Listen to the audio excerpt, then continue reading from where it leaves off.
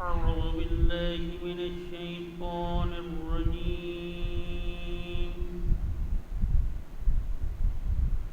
بسم الله الرحمن الرحيم.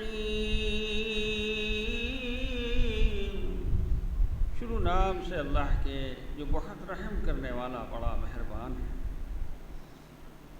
الرحمن علم القرآن.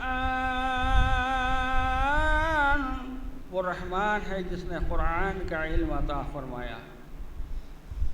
خلق الانسان علمه البیان. اور انسان کو پیدا کیا پھر اسے بولنا سکھایا. الشمس والقمر بعسبان والنجم والشجر يسجدان. سورج اور چاند اپنی گردش میں ایک حساب کے پابند ہیں، اور یہ درخت اور یہ ستارے اور درخت اسی کی بارگاہ میں سجدہ ریز ہیں. والسماء رفعها ووضع الميزان ألا تطغوا في الميزان. اور اسی نے آسمان کو بلندی پر رکھ کر ایک میزان قائم کر دیا، پس تم میزان میں خلل مت ڈالو. وَأَقِيمُوا الْوَزْنَ بِالْقِسْطِ وَلَا تُخْسِرُوا الْمِيزَانَ. اور انصاف کے ساتھ ٹھیک ٹھیک تول و تول میں کم مت کرو. وَالْأَرْضَ وَضَعَهَا لِلْأَنَامِ فِيهَا فَاكِهَةٌ وَالنَّخْلُ ذَاتُ الْأَكْمَامِ.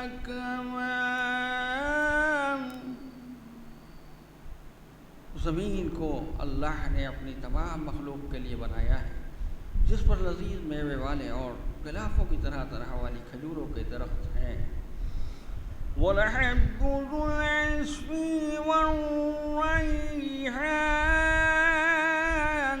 اور طرح طرح کے غلے ہیں جن میں دانہ اور بھوسا ہے. فَبِأَيِّ آلَاءِ رَبِّكُمَا تُكَذِّبَانِ. بس اے جن اور انس تم دونوں اپنے رب کی کس کس نعمت کا انکار کرو گے. خَلَقَ الْإِنسَانَ مِنْ صَلْصَالٍ كَالْفَخَّارِ وَخَلَقَ الْجَانَّ مِنْ مَارِجٍ مِنْ نَارٍ. اسی نے انسان کو ٹھیکرے کی طرح کھڑکھڑاتی ہوئی مٹی سے پیدا کیا ہے اور جنات کو بھڑکتی ہوئی آگ کے شعلوں سے. فَبِأَيِّ آلَاءِ رَبِّكُمَا تُكَذِّبَانِ. پس تم اپنے پروردگار کی کس کس قدرت کا انکار کرو گے. رَبُّ الْمَشْرِقَيْنِ وَرَبُّ الْمَغْرِبَيْنِ فَبِأَيِّ آلَاءِ رَبِّكُمَا تُكَذِّبَانِ. وہ دونوں مشرقوں اور دونوں مغربوں کا پالنے والا ہے، پس تم دونوں اپنے رب کی کس کس بات کا انکار کرو گے. مرج البحرين يلتقيان بينهما برزخ لا يبغيان. اسی نے موجیں مارتے ہوئے دو سمندر جاری کر دیے ہیں، ان کے درمیان ایک حد فاصل مقرر کر دی ہے. فَبِأَيِّ آلَاءِ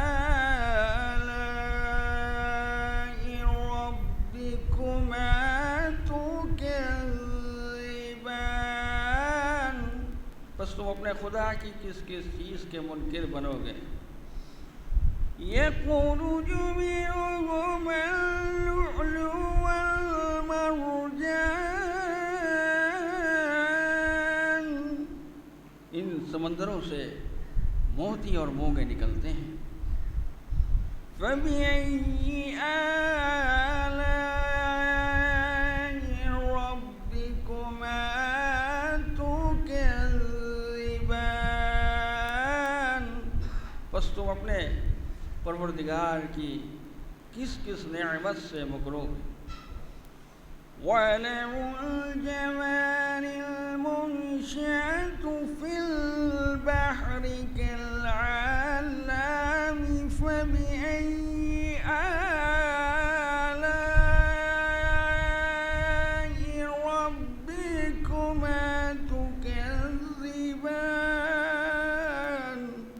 اور یہ جہاز اسی کے ہیں جو سمندروں میں پہاڑوں کی طرح کھڑے ہوئے ہیں، پس تم اپنے رب کی کس کس نعمت کا انکار کرو گے؟ صدق اللہ العلی العظیم وصدق رسوله النبی الکریم۔ سبحان ربك رب العزة عما يصفون والسلام على المرسلين والحمد لله رب العالمين۔ اللهم صل على محمد وآل محمد۔ آنسو میری پلکوں پہ جو لہرائے ہوئے ہیں، آنسو میری پلکوں پہ جو لہرائے ہوئے ہیں، آنسو میری پلکوں پہ جو لہرائے ہوئے ہیں، اور شبیر پر رونے کی قسم کھائے ہوئے ہیں، شبیر پر رونے کی قسم کھائے ہوئے ہیں، کہ ہم شام و سحر اس لیے اترائے ہوئے ہیں، ہم شام و سحر اس لیے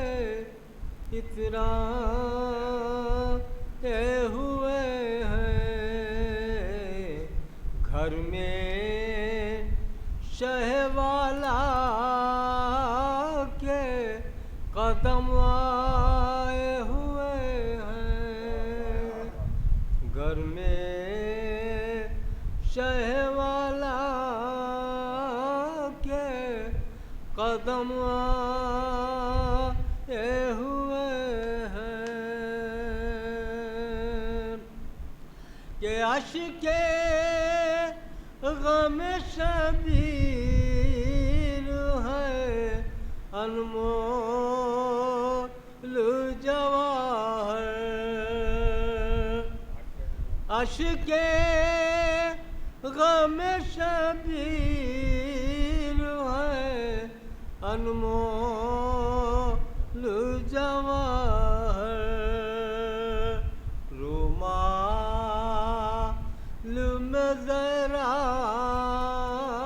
کے جگہ پائے ہوئے ہیں، کہ مشتاق زیارت ہے تڑپتے ہوئے دل کو،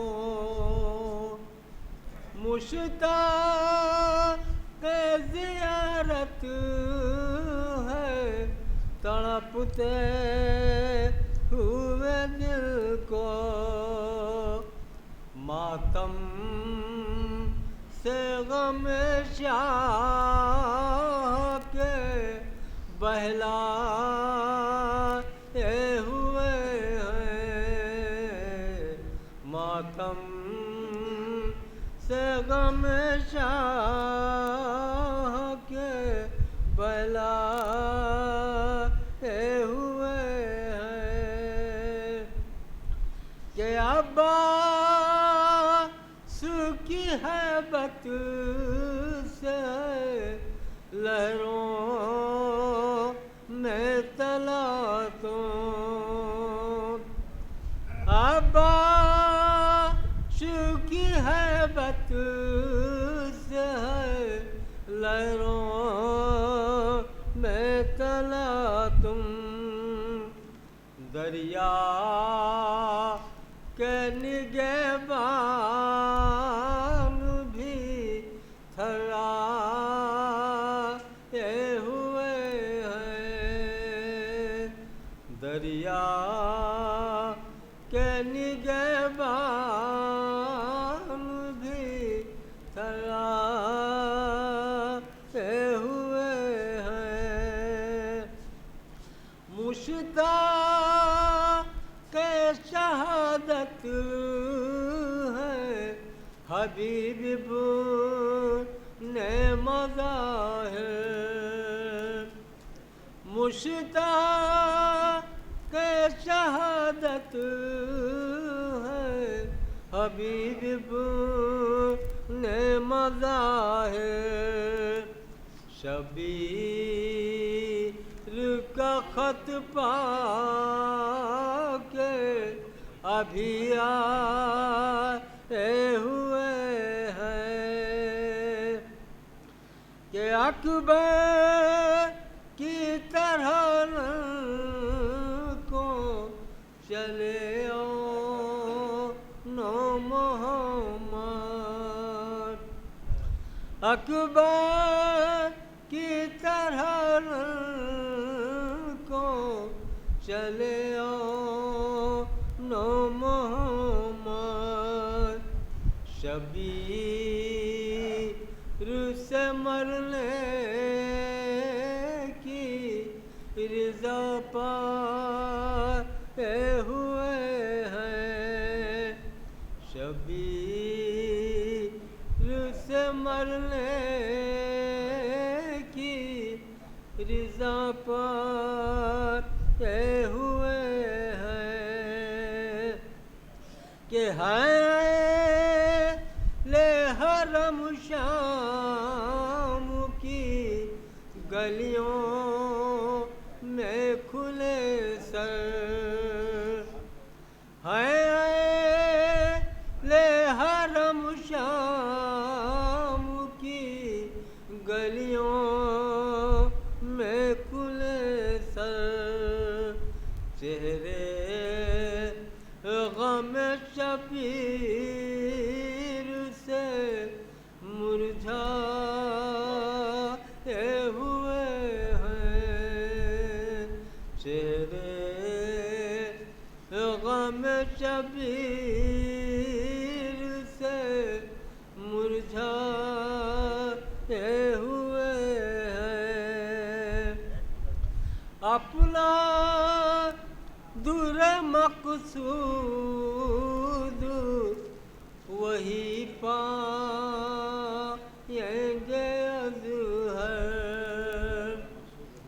اپنا در مقصود وہی پائیں گے اظہر، دامن جو در شاہ پا پھیلائے ہوئے ہیں، دامن جو در شاہ پا پھیلائے ہوئے، لا حول ولا قوة الا باللہ من الشیطان الرجیم بسم اللہ الرحمن الرحیم الحمد للہ الذی ہدانا لہذا وما كنا لنہتدی لولا ان ہدانا اللہ لقد جاءت رسل ربنا بالحق والصلاة والسلام وتحیۃ والاکرام علی سید اسلم ما فی الوجود صلی اللہ فی کل موجود مقتدی دائرۃ الوجود صاحب لواء الحمد والمقام المحمود الخاتح لما سبق والفاتح لمن غلق المؤمن الحق بالحق ابی القاسم محمد وحبیب علیہ طیبین طاہرین المعصومین المظلومین واصحاب المنتجبین المنتخبین ولعنۃ اللہ علی اعدائہم اجمعین من یومنا ھذا الی قیام یوم الدین اما بعد فقد قال حق سبحانہ تبارک و تعالی فی کتابہ الکریم وہو اصدق القائلین بسم اللہ الرحمن الرحیم شرح لکم من الدین صلوات بھیج محمد آل محمد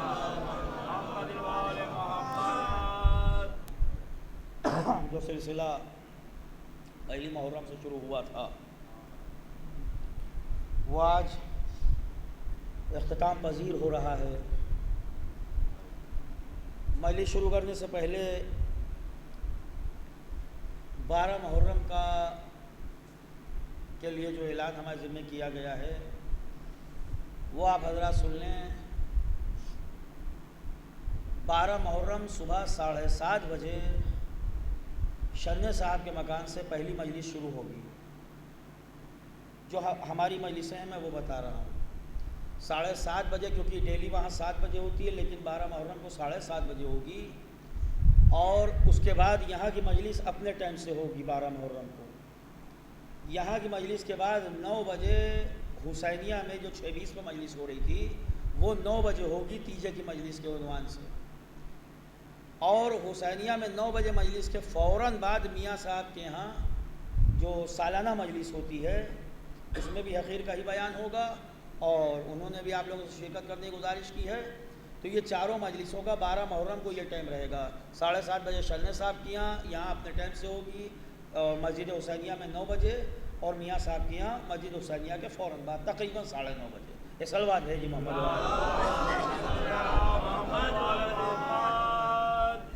سورہ شورا، قرآن مجید کا 42واں سورہ، اس کی 13ویں آیت، اس کا ابتدائی حصہ جو بہت اہم ہے کہ ہم نے دین میں شریعت کو قرار دیا۔ شرح لکم من الدین، ہم نے دین میں شریعت کو قرار دیا، اور اس سے پہلے یہ شریعت ہم نے نوح کو دی تھی، ابراہیم کو دی تھی، موسیٰ کو دی تھی، عیسیٰ کو دی تھی، اور پیغمبر آپ کو ہم نے اس شریعت کے لیے وحی کی تھی۔ اور شریعت پہنچانے کا ایک مقصد یہ بھی تھا کہ جو انسانیت ٹکڑوں میں بٹی رہتی ہے، کبھی رنگ کے اعتبار سے، کبھی غریبی امیری کے اعتبار سے، کبھی قبیلوں کے اعتبار سے، کبھی ملکوں کے اعتبار سے، کبھی زبانوں کے اعتبار سے، شریعت ان ساری چیزوں کو ختم کرتی ہے۔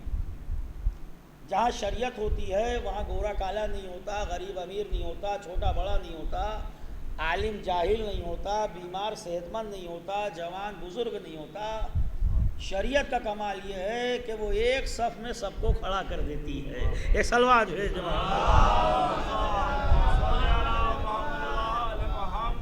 یعنی کیٹیگری کو ختم کرنا یہ شریعت کا کام ہے۔ اگر شریعت نہ ہوتی اور خالی دین ہوتا اور انسانوں کے حوالے کر دیا جاتا تو میں سمجھتا ہوں کہ جماعتیں اس طرح سے ہو رہی ہوتی کہ سب سے آگے گورے لوگ کھڑے ہوں گے، پیچھے کالے کھڑے ہوں گے، آگے امیر کھڑے ہوں گے، پیچھے غریب کھڑے ہوں گے، آگے صحت مند کھڑے ہوں گے، پیچھے بیمار کھڑے ہوں گے۔ شریعت نے کہا نہیں، ایسا کوئی مسئلہ نہیں ہے۔ اگر بادشاہ دیر سے آئے، غلام پہلے آئے، تو بادشاہ کو حق حاصل نہیں ہے یہ کہنے کا کہ تم غلام ہمارے پیچھے نماز پڑھو۔ غلام آگے نماز پڑھے گا، بادشاہ پیچھے نماز پڑھے گا۔ اور اگر کوئی طاقت و چودراہٹ کے دم پر یہ حرکت کر بھی دے کہ کسی کمزور کو پیچھے کر کے طاقتور آگے ہو جائے تو اس کی وہ نماز شمار نہیں ہوگی۔ ایک صلوات بھیج محمد۔ شریعت نے اس درجہ بندی کو ختم کیا، اس فرق کو ختم کیا، اس بھید بھاؤ کو ختم کیا۔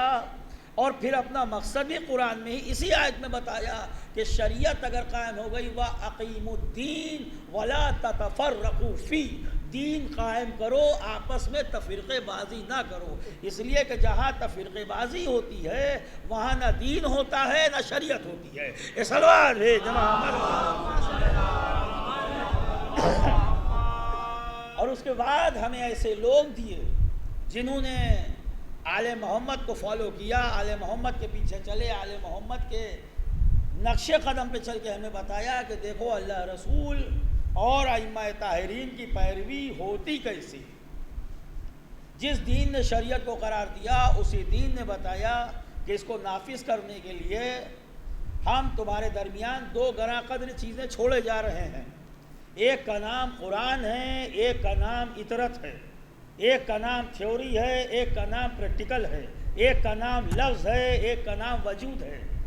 لفظ شناخت دیتے ہیں، وجود مشکل کشائی کرتا ہے۔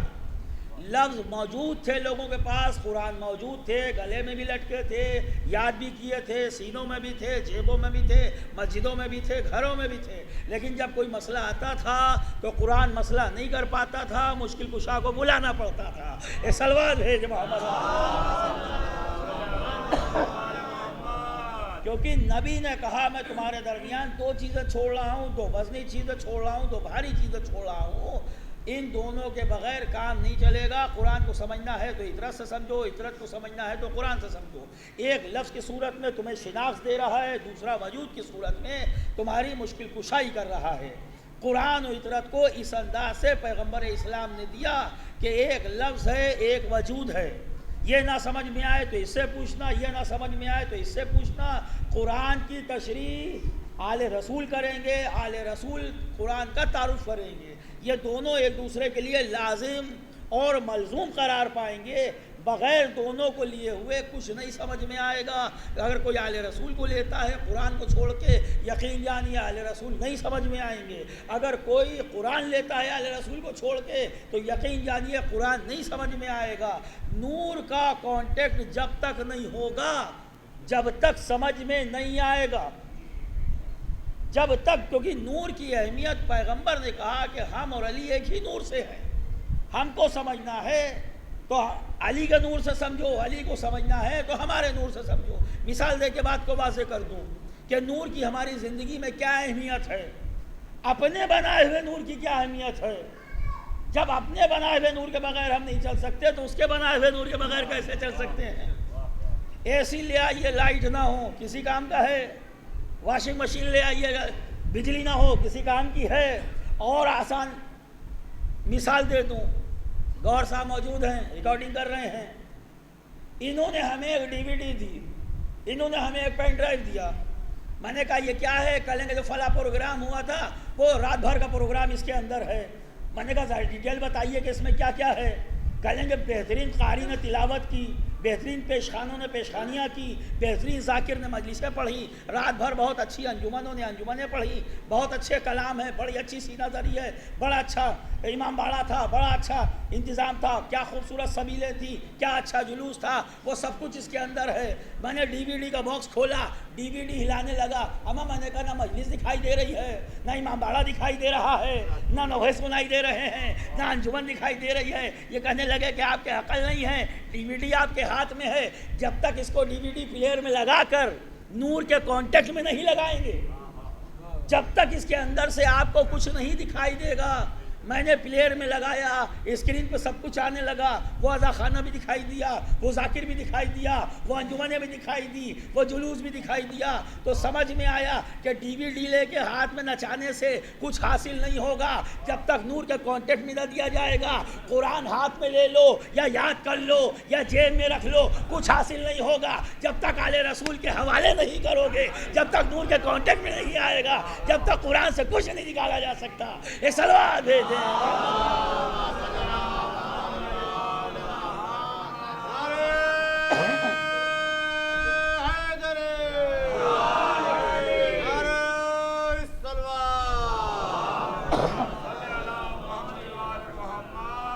رسول اگر قرآن کافی ہوتا ہے، آل رسول کافی ہوتے تو نبی ایک کا پتہ دیتا ہے۔ نبی نے کہا کہ اگر تمہیں گمراہ نہیں ہونا ہے تو ان سے متمسک رہنا پڑے گا، ان سے الگ ہوگے تو گمراہی کا امکان ہے، ان کو ساتھ میں رکھنا پڑے گا، ان کے ساتھ ہونا پڑے گا۔ لفظوں کو سمیٹ دوں، ایک فرمائش اور پوری کرنی ہے، لفظوں کو سمیٹ دوں تو قرآن و اہل بیت کو اس انداز سے سمجھا جائے گا کہ ایک لفظی صورت میں ہے، ایک وجودی صورت میں ہے۔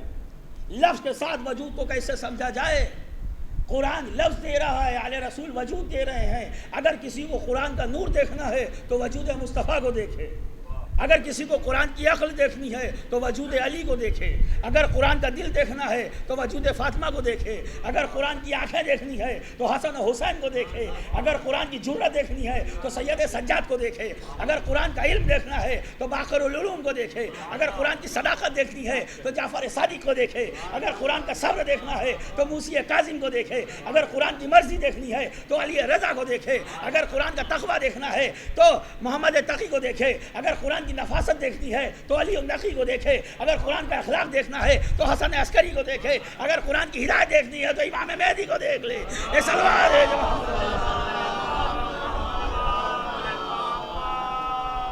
آئیے شاویز بھائی آگے آ جائیے، آگے آ جائیے، آگے آ جائیے، برائے مہربانی سلوات بھیجے محمد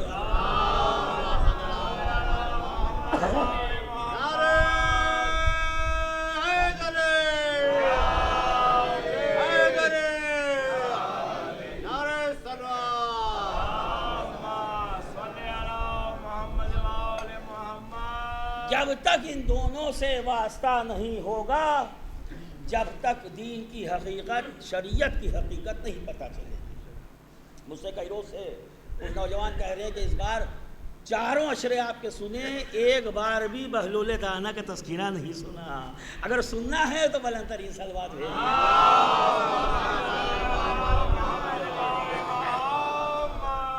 وہ شخصیت کہ جسے آل رسول کے دشمنوں نے دیوانہ کہا، اب میرے آج تک نہیں سمجھ میں آیا کہ وہ کون سا دیوانہ تھا جسے دانا بھی کہا جاتا تھا۔ ایک وقت میں یہ متضاد چیزیں کہ جسے دیوانہ کہا اسی کو دانا کہتے تھے، دشمنی میں دیوانہ کہہ دیتے تھے، لیکن جتنے بھی عقلی مسئلے ہوتے تھے وہ حل کرتے تھے، لہذا مجبور تھے کہ ان کو دانا بھی کہا جائے۔ یہ صلوات ہے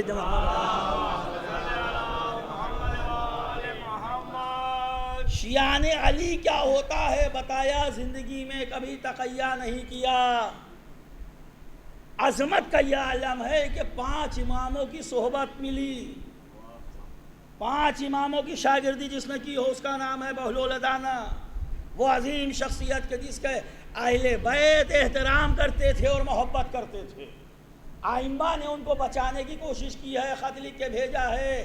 3 مومن تھے، مومن خاص تھے اس زمانے میں کہ جن کے لیے اتنے سخت پہرے تھے کہ امام سے ملنے نہ پائیں، ملے تو کوئی نہ کوئی کھڑا رہے، کیا بات ہوئی ہے حکومت تک پہنچائی جائے۔ یہ ائمہ کا کمال تھا کہ ان تینوں کو ایک لفظ لکھ کے دیا، کاغذ پہ لکھا امام نے خالی جیم، اور تینوں کو جیم لکھ کے دیا۔ تینوں نے اپنے علم کے حساب سے، اپنے اجتہاد کے حساب سے اس سے نتیجہ نکالا۔ ایک نے کہا جیم سے مراد ہے جبل، پہاڑ پہ جا کے چھپ گئے کہ جان بچ جائے۔ دوسرے نے کہا جیم سے مراد جلا وطن، شہر چھوڑ دیا۔ ان کو ملا، انہوں نے کہا جیم سے مراد جنون، اپنے آپ کو دیوانہ ثابت کر دیا۔ لوگوں نے کہا اب دیوانہ ہو گیا تو کسی کام کا نہیں رہا، لیکن یہ نہیں معلوم تھا کہ دیوانہ دماغ سے نہیں ہوا ہے، آل محمد کا دیوانہ ہوا ہے۔ یہ سوال ہے جو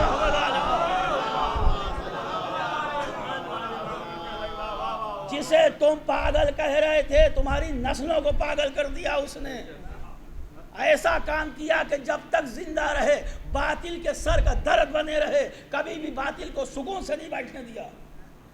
دربار میں بیٹھے ہیں، اچھا آنے جانے پہ کوئی روک نہیں تھی، یہ حاکم کی مجبوری تھی۔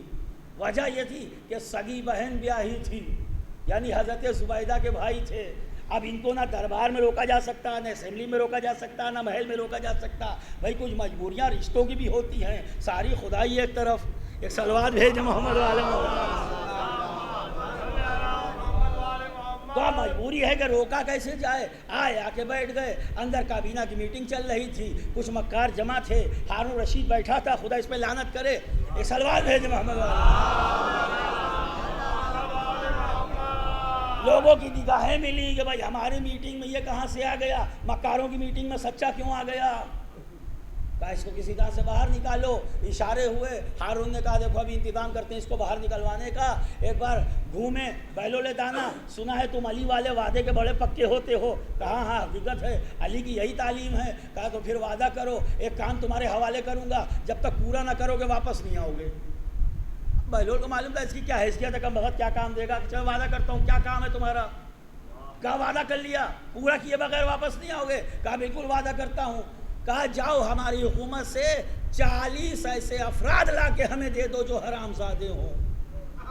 اب آپ کیا سمجھ رہے ہیں، معمولی کام دیا تھا، جس سے بات کرتے ہنگامہ ہو جاتا ہو، جو ہوگا وہ بالکل نہیں بتائے گا، ایک سلوات بھیجے محمد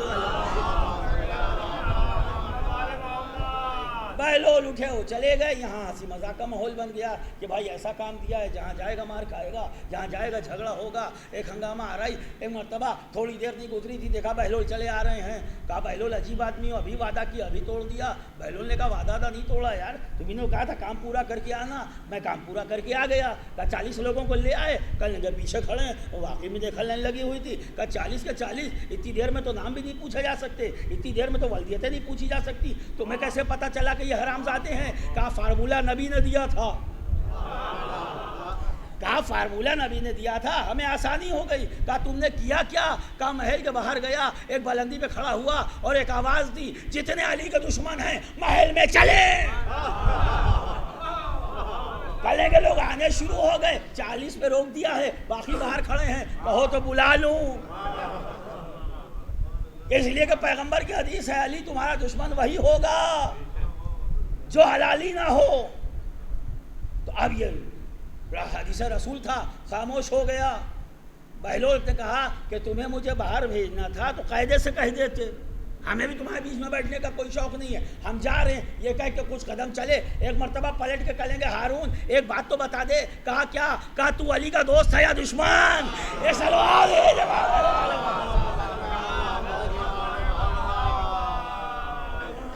تو جب ایسی شخصیت ہو تو پتہ چلتا ہے کہ آل محمد کے دیوانے کیسے ہوتے ہیں۔ تھوڑا تھوڑا سا آپ لوگ آگے بھی آ جائیں اور ادھر سے بھی کوشش کریں، بعد میں آنے والوں کو آسانی ہو جائے، تھوڑا تھوڑا سا آگے آ جائیں، بڑا مہربانی تھوڑا تھوڑا سا آگے آ جائیں۔ نعرہ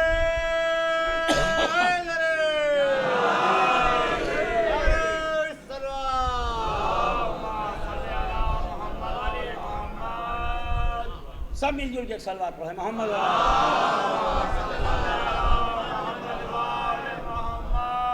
یعنی وہ شخصیت کہ جس کے ایک ہاتھ میں ہمیشہ قرآن رہا اور ایک ہاتھ میں اہل بیت، مذہب کے نام پہ کوئی بیوقوف نہ بنا سکا۔ اس لیے کہ دنیا والوں کا تماشا یہ ہے کہ بیوقوف بنانے کا سب سے آسان ذریعہ مذہب ہے۔ کسی بھی مذہب کا چولا اوڑھ لو، آرام سے بیوقوف بن جائے گی، پڑھے لکھے لوگ بیوقوف بن جائیں گے۔ دین کے نام پہ کیسے کیسے دھوکے دیے گئے، کیسے کیسے لوگوں سے مکاریاں کی گئیں، کیسے کیسے لوگوں کو دیندار ہونے کا تاج پہنایا گیا۔ یعنی یہ بھی ایک عجب تعجب تھا کہ وہ خاندان جن کا حق تھا کہ ہمارا ہر امام امیر المومنین تھا، لیکن علی کے بعد کسی امام نے اپنے آپ کو امیر المومنین نہیں کہلوایا، منع کر دیتے تھے۔ صادق آل محمد امام جعفر صادق علیہ السلام، ایک شخص کہیں باہر سے آیا ہوگا، اس کو ماحول نہ پتا ہوگا، ایک مرتبہ آیا امام کے پاس، امام کے پاس کہنے لگا السلام علیکم یا امیر المومنین۔ امام نے سلام کا جواب تو دیا، لیکن کہا کہ تم نے مجھے کیا کہا؟ کہ ہم نے آپ کو امیر المومنین کہا۔ کہا مت کہنا، کہنا آپ کو نہ کہوں تو کس کو کہوں؟ کہ آپ کے علاوہ بھی کوئی امیر المومنین ہے؟ کہ خدا کی قسم ہے امیر المومنین مخصوص ہے میرے جد علی کے لیے اور ہم لوگوں کے لیے، ہمارے علاوہ کوئی امیر المومنین نہیں ہے۔ لیکن یہ ہمارا احتجاج ہے کہ علی کے بعد ہم اپنے آپ کو امیر المومنین نہیں کہلواتے، ہمیں شرم آتی ہے، امام کہہ رہے ہیں ہمیں شرم آتی ہے اپنے آپ کو امیر المومنین کہلاتے ہوئے، اس لیے کہ علی کے بعد ایسے ایسے لوگوں کے نام کے ساتھ یہ لقب جوڑا گیا ہے۔ امیر المومنین، بندر نچانے والا امیر المومنین، کتے پالنے والا امیر المومنین، شراب پینے والا امیر المومنین، جمعہ کی نماز بدھ کو پڑھانے والا امیر المومنین، مصلی پہ آ کے الٹیاں کرنے والا امیر المومنین، زنا کرنے والا امیر المومنین، مسجد میں ناچ گانا اور جادو کا تماشا دکھانے والا امیر المومنین، یعنی ایک عجب مذاق بنا کے رکھا تھا اسلام کا۔ امام نے کہا مت کہو ہمیں امیر المومنین، لقب ہمارا تھا، چھینا دشمنوں نے ہے۔ تو کہا مولا آپ کے تو بہت سے لقب دشمنوں نے چھینے ہیں، یعنی عقل مند تھا، اسے معلوم تھا کہ جسے رسول نے صدیق اکبر کہا تھا وہ علی تھے، یہ لقب کسی اور کے ساتھ لگایا گیا۔ جسے رسول نے فاروق اعظم کہا تھا وہ علی تھے، لقب کسی اور کے ساتھ لگایا گیا۔ یعنی وہ لقب جسے فاروق اعظم کے معنی ہوتے ہیں جو کسی میدان سے بھاگا نہ ہو، لقب ایسے کو دیا گیا کہ جو اسی کے خلاف ہو گیا، یعنی معنی نکل لیں کسی میدان سے بھاگا نہ ہو، لقب ایسے کو دیا گیا جو کسی میدان میں رکا نہ ہو۔ یہ سلوات ہے جو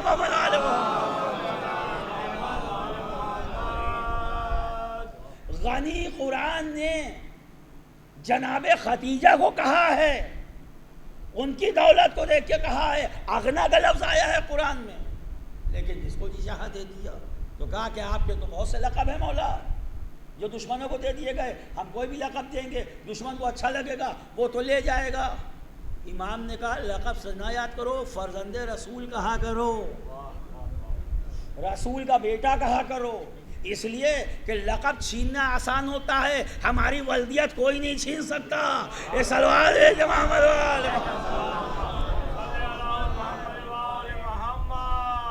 تو نبی نے قرآن کی صورت دی، ایک آل کی صورت میں دیا، قرآن لفظی صورت میں دیا، آل شخصی صورت میں دیا کہ دیکھو وجود کو دیکھنا ہو تو دیکھو کہ مشکل کشائی مشکل نہیں، مشکل کشا کرے گا، حاجت روائی حاجت روا کرے گا۔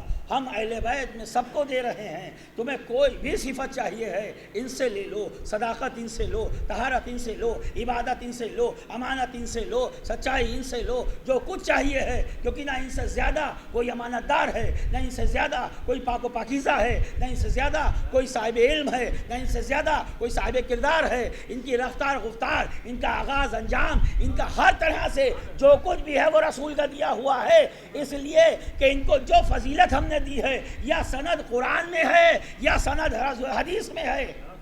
اگر پاک بنایا ہے تو آئے تطہیر کے ساتھ پاک بنایا ہے، اگر سچا بنایا ہے تو آئے مباہلہ کے ساتھ سچا بنایا ہے، اگر اطاعت گزار بنایا ہے تو آئے شب ہجرت کے ساتھ بنایا ہے، اور اگر سیرت رسول والا بنایا ہے تو رسول سے پہلے کہلوایا ہے کہ اولنا محمد، آخرنا محمد، اوسطنا محمد، وکلنا محمد۔ یہ سلوات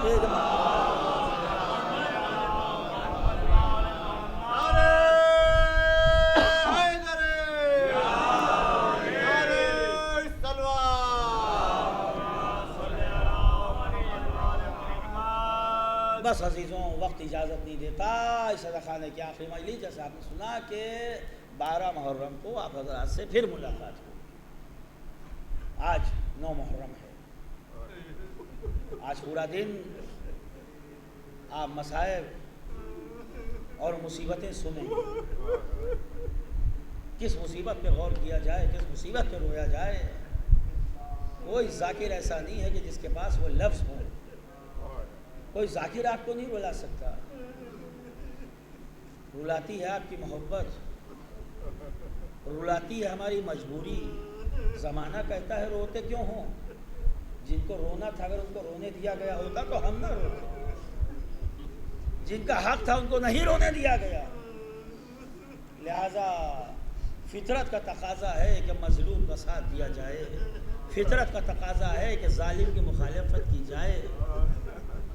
روز عاشور آج شبیر پہ کیا عالم تنہائی ہے، میر حدیث کا یہ جملہ سکون سے بیٹھ کے سوچیے تو تڑپا دے گا۔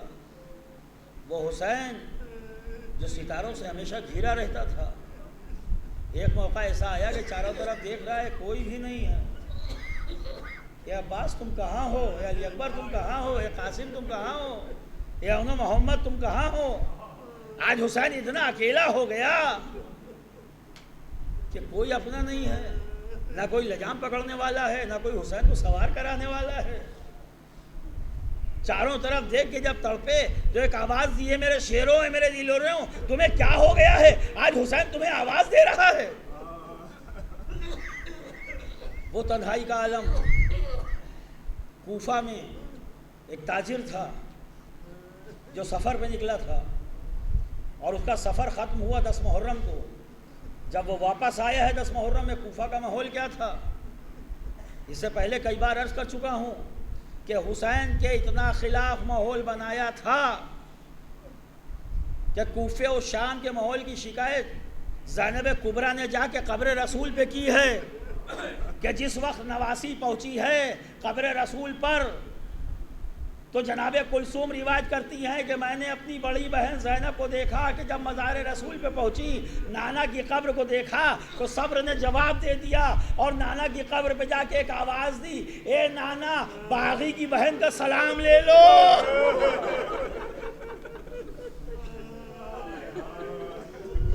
کلثوم تڑپ گئی، اے زینب یہ مدینہ ہے، نانا سے یہ کیوں کہہ رہی ہو باغی کی بہن کا سلام لے لو؟ کہا نہ کہوں تو کیا کہوں، کیا تمہیں پتا نہیں؟ تم تو ساتھ میں تھی، تم نے دیکھا نہیں کہ علی کی بیٹی کو باغی کی بہن کہہ کے بلایا گیا؟ بڑے زخم دیے ہیں کوفہ و شام نے، کبھی باغی کی بہن کہہ کے بلایا ہے، کبھی خارجی کی بہن کہہ کے بلایا ہے۔ ارے ہاتھ تو جب ہو گئی کہ جب اعلان کیا جاتا تھا کہ دشمنان اسلام آ رہے ہیں، کیسے سنتے تھے سید سجاد، کیسے سنتی تھی زینب، کیسے سنتے تھے آل رسول؟ جس کے گھر سے اسلام چلا ہو اسے دشمنان اسلام کہہ کے آواز دی جائے۔ امام نے خود کہا ہے کہ جو زخم ہم کو ملے وہ وقت کے ساتھ بھر گئے، لیکن جو زخم زبان سے ملے ہیں، جو زخم ذہنوں کو دیے گئے ہیں، سید سجاد سامنے کھڑے ہوں اور حسین کا سر ایک شرابی کے پیروں میں رکھا ہو، کیسے بڑی کوئی مصیبت ہو سکتی ہے؟ آج کوئی مسلمان برداشت کرے گا کہ قرآن اٹھا کے کسی کے پیروں میں رکھ دیا جائے؟ اگر قرآن برداشت نہیں کر سکتا کوئی مسلمان، حسین کا سر، وارث تطہیر کا سر، پنجتن کے آخری کا سر، 12 اماموں میں ایک امام کا سر ایک شرابی کے پیروں میں رکھا ہوا ہے، ہاتھ میں خیزران کی لکڑی ہے، منہ پہ مار رہا ہے، داعش شہید ہو رہے ہیں۔ کیسے دیکھا ہوگا سید سجاد نے؟ خون نہ روتا امام تو کیا کرتا؟ وہ تاجر جو کوفہ کا ہے، یہ روایت سن لیجئے، جب یاد آئے گا دعا دیجئے گا، میری ماں کے حق میں دعا کیجئے گا، ان کی صحت کے لیے دعا کیجئے گا۔ اللہ آپ سب کو صحت مند رکھے، ہمارے گھروں میں جو بیمار ہیں اللہ ان کو شفا دے، آپ کی جو پریشانیاں ہیں اللہ ان کو پورا کرے، آپ کے بچوں کو محبت علی میں پروان چڑھائے، آپ کے جوانوں کو کامیاب کرے، آپ کے بچوں کو صاحب علم کر دے، ہمارے بزرگوں کو اللہ طول عمر دے، ان کا سایہ ہمارے سروں میں برقرار رہے۔ امام نے کہا ہے کہ جب ہمارے مسائل میں آنسو آیا کریں تو دعا کیا کرو، اللہ ان دعاؤں کو پورا کرتا ہے۔ وہ تاجر، وہ کاروباری جس کا سفر ختم ہوا کوفے میں آیا، تو کوفے کا ماحول کیا ہے؟ کوفے میں عورتیں ایک دوسرے سے کیسے باتیں کر رہی تھی؟ باتیں کرتے کرتے کہتی تھی کربلا نہیں چلو گی، ایک باغی آیا ہے اس کو مارنا ہے، ایک خارجی آیا اس کو مارنا ہے۔ کوفے کے بچے کہتے تھے کہ کربلا میں کوئی باغی آیا ہے اس کو قتل کرنا ہے۔ ایسا ماحول بنایا تھا کوفے میں۔ جب وہ آیا اس نے آ کے کوفے کا سناٹا دیکھا، وہ چوک، وہ بیٹھنے کی جگہیں، وہ چوپالیں، آج لوگ نہیں دکھائی دے رہے ہیں، کہاں گئے سب؟ تو لوگوں نے بتایا کہ کربلا گئے ہیں، اسلام کا ساتھ دینے گئے ہیں، سنا ہے کوئی آیا ہے اس کو مارنے گئے ہیں، یزید کا ساتھ دے رہے ہیں۔ گھر میں آیا، دروازہ کھٹکھٹایا، بیٹی نے دروازہ کھولا، باپ کو دیکھا، سفر ختم ہو گیا آپ کا، آپ آ گئے، کہاں؟ ہاں۔ کہا آپ کو ماحول پتا چلا؟ کہاں ابھی باہر پتا چلا؟ کہا تو بھی گھر میں رکنے کا ارادہ ہے یا کربلا جائیے گا؟ کیا اسلام کا ساتھ نہ دیجیے گا؟ یا جو باغی آیا ہے اس کو قتل کرنے میں یزید کی مدد نہ کیجیے گا؟ غیرت دار تھا، سامان جنگ اٹھایا، کہا میں بھی اسلام کی طرف سے لڑوں گا، میں بھی جا کے اس باغی کو ماروں گا۔ چلا ہے، پیچھے سے بیٹی نے آواز دی، بابا جا رہے ہو، اللہ کامیاب کرے، لیکن ایک تمنا ہے جب لوٹنا تو یاقوت کی انگوٹھی لیتے آنا، مجھے یاقوت بہت پسند ہے۔ چلا گیا باپ۔ روایت بتاتی ہے کہ اس وقت پہنچا جب عصر عاشور قریب تھا، حسین کا آخری حملہ تھا۔ یہ کہتا ہے کہ میں نے دیکھا کہ ایک بزرگ ہے جس کے دونوں ہاتھوں میں تلوار ہے، کوہنیوں سے خون بہ رہا ہے، جسم تیروں سے چھلنی ہے، لوٹا جاتا ہے تو ایسا لگتا ہے کہ جیسے بھوکا شیر بکریوں کے غلے پہ ٹوٹ پڑا ہے. اور میں دیکھ رہا ہوں کہ لوٹتے لوٹتے کچھ کہتا جاتا ہے. میں آگے بڑھا تو میں نے دیکھا کہ میں بھی سنوں کیا کہتا ہے. کہا عجیب حالت تھی, لوٹا جا رہا تھا, فوجوں کو پیچھے کرتا جا رہا تھا, لوگوں کو کاٹتا جا رہا تھا اور کہتا جا رہا تھا رک جاؤ کہاں بھاگ رہے ہو, رک جاؤ کہاں بھاگ رہے ہو. تم نے میرے عباس کو مار ڈالا, تم نے میرے علی اکبر کو مار ڈالا, تم نے میرے قاسم کو مار ڈالا, تم نے میرے حبیب کو مار ڈالا, تم نے میرے زہیر کو مار ڈالا. اے ظالمو اب کہاں جا رہے ہو, تم نے تو میرے 6 مہینے کے بچوں کو بھی نہ چھوڑا. کہا حالت یہ تھی کہ علمان الحفیظ کی صدائیں بلند ہو رہی تھی. لوگ کہہ رہے تھے کہ موت کی چکی چل رہی ہے, کوئی قریب نہ جانے پائے, علی کی ذوالفقار باہر آ گئی ہے. کہا تبھی میں نے دیکھا کہ اس بزرگ نے میری طرف دیکھا. ہیبت کا عالم یہ ہے کہ سارا مجمع کائی کی طرح پھٹا, وہ میری طرف دیکھتے رہے. دھیرے دھیرے قدم بڑھاتے ہوئے میں نے دیکھا کہ زخمی حالت میں آ کے میرے سامنے کھڑے ہو گئے. میں چہرہ دیکھ رہا تھا, نظریں نہیں ملا پا رہا تھا. ایسا لگ رہا تھا کہ نور کی ایک شعاع نکل کے آسمان کی جانب جا رہی ہے. جب وہ آ کے میرے سامنے کھڑے ہو گئے تو میں کچھ نہ بولا. وہ بولے میں باغی نہیں ہوں, میں خارجی نہیں ہوں, میں کوئی دشمنان اسلام نہیں ہوں. میں نے ہاتھوں کو جوڑا, بڑی ہمت کر کے پوچھا اے بندے خدا تو بتا دے تو کون ہے, تو اپنے بارے میں بتا دے تو کون ہے. تو سینے پہ ہاتھ رکھ کے کہتے ہیں کہ میں مکے کا بیٹا ہوں, میں مدینے کا بیٹا ہوں, میں کعبے کا بیٹا ہوں, میں صفا مروہ کا بیٹا ہوں. ہاں یہ کہتے کہتے ایک مرتبہ کہا کہ انا ابن علی مرتضیٰ, انا ابن فاطمہ زہرا, انا ابن محمد مصطفیٰ. ارے مجھ سے تو کہا گیا تھا یہ خارجی ہے, مجھ سے تو کہا گیا تھا کہ یہ باغی ہے. ارے یہ کیا کہہ رہا ہے, یہ کعبے کا بیٹا ہے, یہ مدینے کا بیٹا ہے, یہ مکے کا بیٹا ہے, یہ مصطفیٰ کا بیٹا ہے, یہ علی کا بیٹا ہے, یہ فاطمہ کا بیٹا ہے. کہا کہ ابھی یہ باتیں ہو رہی تھی کہ اچانک زخمی ہاتھ اٹھایا, لہو میں ڈوبا ہوا ہاتھ, اپنی انگلی سے ایک انگوٹھی نکالی, میری طرف بڑھائی. کہا گھر جانا تو اپنی بیٹی کو میرا سلام کہنا. اس نے فرمائش کی تھی کہ یاقوت کی انگوٹھی یہ ظالم سب لوٹ لیں گے, یہ انگوٹھی لے جا کے بیٹی کو دے دینا. کہتا ہے کہ انگوٹھی لی, غش کھا کے گر پڑا, بے ہوش ہو گیا. اندازہ نہیں کہ کتنی دیر بے ہوش رہا, لیکن جب ہوش آیا تو سر اٹھایا, آنکھیں کھلی, کھڑا ہوا. کہتا ہے حسین سے اجازت لوں گا, حسین پہ جان قربان کروں گا. لیکن چاروں طرف دیکھا کوئی نہیں تھا. عجب ہو کا عالم ہے, نہ حسین دکھائی دے رہے ہیں, نہ فوجیں دکھائی دے رہی ہے, لیکن ایسا لگتا ہے جیسے قیامت آ گئی. نہر کا پانی اچھل رہا تھا, گرہن لگ چکا تھا, سیاہ آندھیاں چل رہی تھی. یہ کہتا ہے کہ میں نے کچھ قدم آگے بڑھائے, اندازہ نہ ہوا, ایسا لگتا تھا کہ جیسے زمین کربلا ہلی, میں منہ کے بھر زمین پہ گرا. اب جو آسمان کے جانب دیکھا تو کربلا کی فضا میں ایک آواز گونج رہی تھی, الا قتل الحسین بے کربلا, الا ذبح الحسین بے کربلا. فاطمہ کا لال مارا گیا, علی کا بیٹا مارا گیا, حسین ذبح ہو گئے, امت نے اجر رسالت ادا کر دی.